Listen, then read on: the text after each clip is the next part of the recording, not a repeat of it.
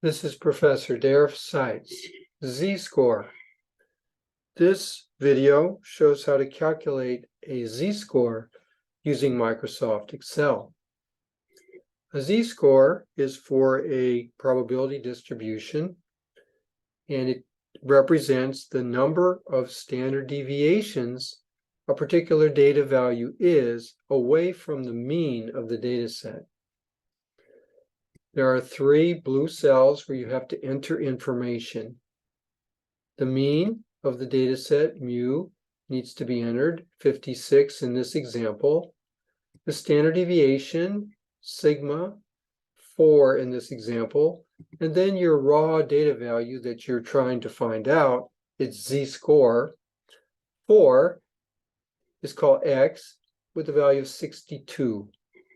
The z-score, which is a function of x, simply subtracts the data value x minus the mean mu and divides that difference by the standard deviation.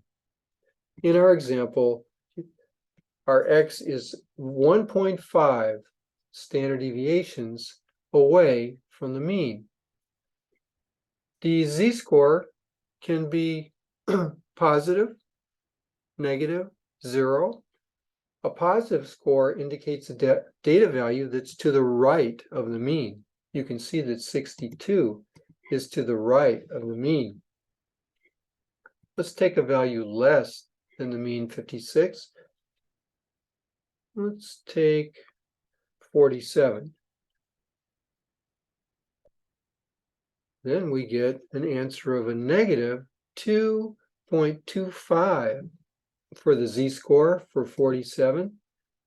2.25 standard deviations away from the mean and on the left side of the mean.